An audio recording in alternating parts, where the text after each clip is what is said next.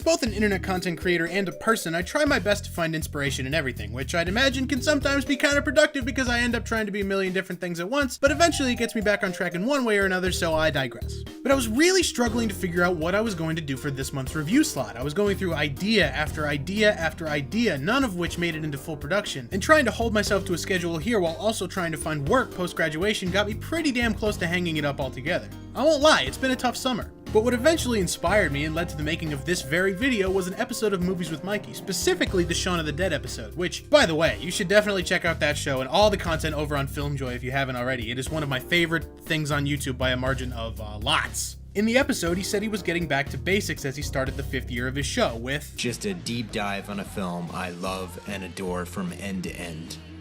Oh, you're too kind. Thank you. So that's kind of what this is. It's back to basics. You know, I decided to just look at all my games, pick one that I love from top to bottom, and just try to articulate why in this video. And it didn't take long for me of searching through all my various games and odds and ends to find the one that really, really clicked and made me decide, yeah, okay, this is the next MightyMander. And it's Sly Cooper and the Thievius Raccoonus. Let's fucking play this shit, dude.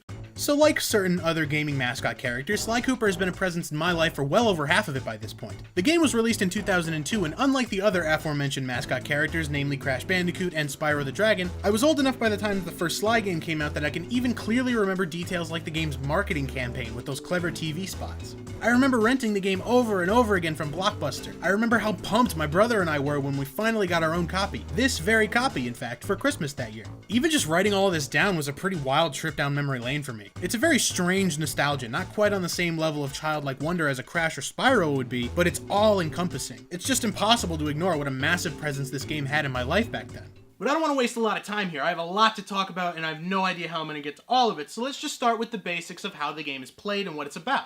The game follows the eponymous thieving raccoon Sly Cooper as he attempts to accomplish 2 goals. 1.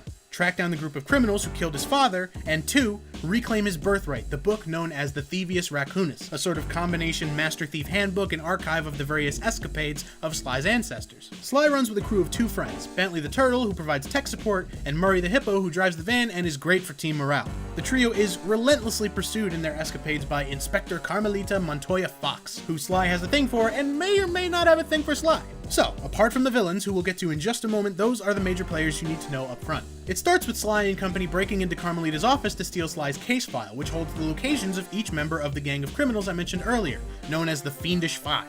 The rest of the game has you travel to each villain's respective lair and make your way through their turf collecting treasure keys that will allow you to dismantle their operations and steal back their respective sections of the Thievius Raccoonus. The game, like a lot of other platformers, is built essentially on a hierarchy of collectibles. Each world has 7 levels with a treasure key at the end of each one. Most levels also contain between 20 and 40 green clue bottles, which, if you break all of them, will open a vault that contains a page from the Thievius Raccoonus, which will teach you a new ability. I love these bottles for some reason. They're amusingly bouncy and satisfying to break. They're really great collectibles. And then of course you've got coins that give you extra hits and extra lives with each 100 you collect. The story has a lot of meat on its bones for how simple this game is. We'll get more into that later, but right now I'd like to move on and talk about the gameplay and its most significant fundamental strength: flow. See, this game is a stealth platformer, and due to his nature as a sneaky, thiefy type dude, Sly feels exceptionally light on his feet, and the way he moves reflects that perfectly. That double jump, for example, is so satisfying. It's one of my favorites in any 3D platformer. It doesn't give you much hop, just a bit more hang time with your jump, but that animation is just buttery smooth, and it's the perfect way to string together all of Sly's other abilities, each one as smooth as the next. The spire jump, the rail walk, swinging on hooks, even the way he latches onto pipes and ropes. Sly bounces effortlessly from one obstacle to the next and flows like water while doing every single one, and the game looks and feels fantastic to play as a result. You unlock a lot of abilities as the game goes on, some that add to your core platforming abilities like the spire jump, the rail walk, and the rail slide that you get from beating bosses, and other special abilities you get from unlocking vaults. This includes an attack dive, an upgradable roll, which is amazing, the ability to slow down and speed up time, passive abilities like immunity to water and pitfall hazards, and really wacky shit like being able to toss your hat down and use it as a mine, or toss out a decoy Sly Cooper that, as far as the guards are concerned, is totally not a faceless cardboard cutout waving at them for no reason. Those last two aren't exactly the most practical practical, but they're pretty fun to goof around with. Sly can be a fun game for everyone, but it's definitely geared towards kids. A dead giveaway for this, which I always found pretty funny, is that when Bentley gives tutorials to Sly, they both say the face buttons out loud. It was probably a pretty smart move to make it easier to understand for kids, but it always stuck out to me as pretty funny that the controller layout of a DualShock is canonical to the world of Sly Cooper. I wonder what that would be like in the real world.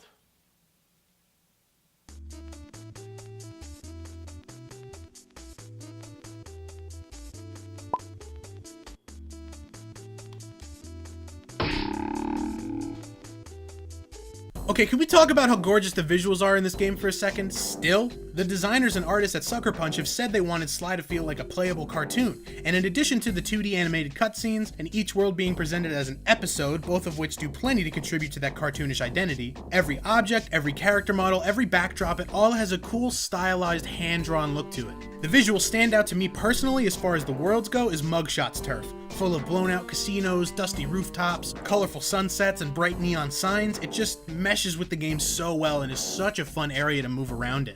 Largely thanks to this cartoony, cel-shaded style working hand in hand with the great platforming, Sly Cooper has aged surprisingly well. So well that personally, I don't know how I would feel if this game was mentioned in the remaster conversation. I just don't know if it needs it. Sure, it's a bit rough in some areas, but the fact that everything is a bit pointy, a bit angular, that's part of the charm. It's really not jarring at all to return to this game, even 16 years after release. Has it really been 16 years? Bro, we really that old, fam? Might be down with a remaster if they could fix those mouth animations, though. That's a whole leap to connect those two dots. This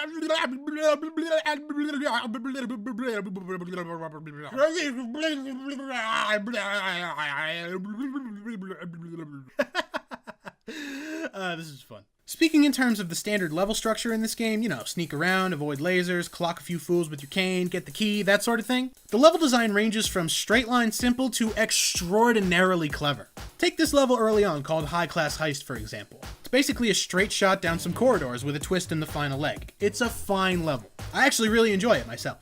But a couple worlds later, in Ms. Ruby's swamp, you get a level that's set around Oh my god, a green waterfall overflowing with bones and body parts! And it basically involves multiple trips up and down the waterfall and the surrounding area, and ends with a rail slide that starts at the top of the whole thing and takes you right through the middle of the waterfall. There's at least one example of this sort of cyclical, vertical level design in each world, where the action is all based in one area and has one final obstacle or solution that ties the level together in a way that's just really clever. It's just simple, smart game design, and I love it. To shake up that formula a little bit, there's at least one offshoot level in every area as well. You've got twin-stick shooter levels, a couple first-person turret levels where you have to protect Murray, and 2 races. I personally think that the twin-stick shooter levels, particularly the third-person ones where you're on this scooter turret thing, fit pretty well with the rest of the game. I find those to be a lot of fun. The turret levels are kind of right down the middle. Nothing spectacular, but nothing particularly grievous about them either. And then you've got the car races that can fuck off and die. I've gotten used to them by this point, but damn, these levels control like ass. The only upside to either of these levels is that Murray's face hangs out the window like a dog for some reason, and one of your opponents in the first race is a convertible with a dog mariachi band in the back. And that's just awesome. Yo, is that a dog driving a dog catcher van? What's fairly interesting about this game is that when you break it down, it is very Crash Bandicoot-y in its structure. Each hub world is like a warp room with several course-like levels and vehicle offshoots ending with a boss fight. The player and the enemies both die in one hit, but there are items that you can collect to give you more hits. The Lucky Charm is to Sly what the Aku Aku mask is to Crash, and there are other similarities as well. But what's remarkable is that in spite of this, it managed to establish its own identity while using those tried and true platforming staples, and manages to avoid being associated with Crash Bandicoot, aside from both being included in the overall Sony platforming mascot conversation, when it is so structurally similar to the second and third Crash games. Having been a fan of both as a kid, it's odd that I never noticed that connection. Let's dive a bit deeper into the story and characters here. Like I said before, for how simple of a game this actually is, there's a lot going on behind the scenes, and a lot of that has to do with the relationship set up between Sly and the mysterious villain known as Clockwork. Each of the 4 bosses leading up to Clockwork are introduced with these animated intro cutscenes that explain their backstory and reasons for taking on a life of crime. It's all very simple, but that police file that we found at the beginning of the game doesn't have much information on Clockwork, so his intro cutscene is just Sly looking through the Thievius Raccoonus, and what little information he does have on Clockwork and noticing an owl-like figure in the background of all the photos of his ancestors. So Clockwork is built up as this boogeyman character, and he's revealed to have this hateful vendetta towards Sly and his entire family lineage, spending centuries just being spiteful and jealous of their thieving reputation. His dialogue can be a little on the nose once he actually is introduced to the player. Revenge is the prime ingredient in the fountain of youth. Perfection has no age. But he always stood out to me as a strong villain, one that's really entertaining in that cartoony, over-the-top sort of way. His entire sequence of levels also plays out differently than the rest of the game. For example, it goes in a specific order and has no overworld, introduces a couple as-of-yet unseen offshoot levels like the Bentley hacking minigames, and twists on some old ones like playing as Carmelita in a turret-like section while escorting Sly instead of Murray. Also, just thought I'd mention that this turret definitely shoots hot dogs. I don't care what the intention was. I don't care what these actually are. As far as I'm concerned, as far as I've always been concerned, they're hot dogs. I mean, just look, man, they're hot dogs.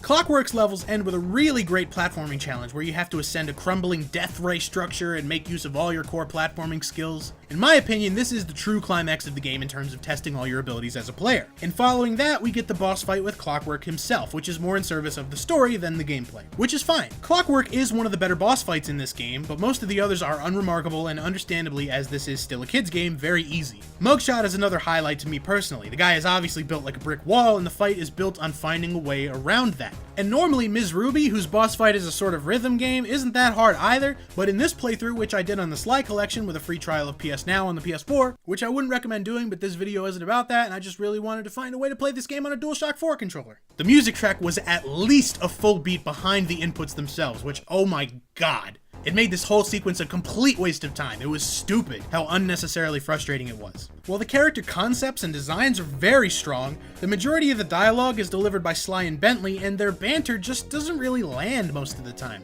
The writing itself is pretty funny, but the problems with it are twofold. Bentley's delivery is very pointed and deliberate, and he enunciates his words, as he is the one who provides the player with information. Whereas Sly's delivery is quiet and whispery and leans really hard into the whole sneaky thief thing. Because of that disconnect between the way their lines are delivered, their friendly jabs come across as awkward and a little rude at times. One careless step and you'll be subjected to acute combustion. You done whining? Let's go. I'm just trying to keep you alive, partner. Interesting. So when are you gonna get to the impossible part? Fine, but I warned you. You could see all the elements of what they were going for, and they did improve this dynamic between the central characters dramatically in later titles. But here, in the first game, it unfortunately just doesn't click. Everything except for Murray, that is. Every line and look and animation that Murray delivers is just pure gold. Okay, I'll stop soon. The final problem that I think can be had with Sly Cooper is the length. The game is very, very short. Once you're familiar with the game, the turnover rate is extremely quick. No level takes more than 10 minutes, if even that long. But I don't think that's necessarily a bad thing. Because the thing is about a game that's this short when it's good, it doesn't overstay its welcome. I actually see it as part of what makes the game special. It works so well that it leaves me wanting more every time I play through it. Think of it this way. It's like a perfect slice of pie. Baked to perfection, beautifully prepared, topped however you like. I'm gonna eat the fuck out of that pie. And make no mistake, when I eat that pie, I'm gonna want more pie. But then if I proceed to just body an entire pie, I am going to hate myself and effectively ruin the concept of pie for the foreseeable future. This may be an inflammatory statement, but there is such a thing as too much fucking pie. So Sly Cooper amounts to the perfect slice. It's enough to leave the player with a memorable and satisfying experience while still wanting a little bit more. It's a fairly modest game, with a healthy amount of content for the first time around, then just enough post-game content to give completionists a little bit of a treat. For beating the game once around, you get a cool Japanese version of the intro cutscene with a very different animation style. Opening the vault in each level unlocks the Master Thief Sprint, which is the time trial for that level, and in some cases are fairly challenging. Beating a time trial unlocks a developer commentary for that specific level, and beating all of the time trials unlocks a cool behind-the-scenes video about the making of the game, which I find super interesting because I'm fascinated with how games are made and listening to people talk about how they do it, along with a reel of those awesome commercials from the game's release cycle, and outtakes from those commercials featuring the most adorable raccoon in show business. His name is Bandit, and he is a good boy. Look at how talented he is. You go, Bandit. Oh, and before I'm done, I just want to shout out the soundtrack real quick. If you've been around my channel for a while, you'll notice that I've often used the track you're hearing right now in some of my videos, which is from 2 of Mugshot's levels. The rest of it is great and atmospheric, with a few very catchy tracks standing out here and there. It does its job and does it well, as is fitting with the rest of the game. I guess to sum up, I'll just reiterate that it's remarkable how well Sly Cooper holds up after all this time. It's visually inspired and mechanically stunning, and deserves just about every bit of praise it's gotten over the years. It's been one of my go-to throwback PS2 titles for years now, and will likely remain as such for the foreseeable future. I definitely recommend that everyone give it a shot if you haven't already, or give it a revisit if you have. So there we have it, Sly Cooper's first step into PlayStation mascot immortality, and my first step into this franchise here on the channel, which of course means I'll be returning next month with a review of Sly 2 Band of Thieves. That game made some big changes for the franchise, and I look forward to discussing them all with you here on the channel. I would like to thank each and every one of you for watching and supporting me. I very, very much appreciate it. I wish nothing but the best for each and every one of you, and I will see you all next time. As always, I have been the Mighty Mander. Peace out, my friends.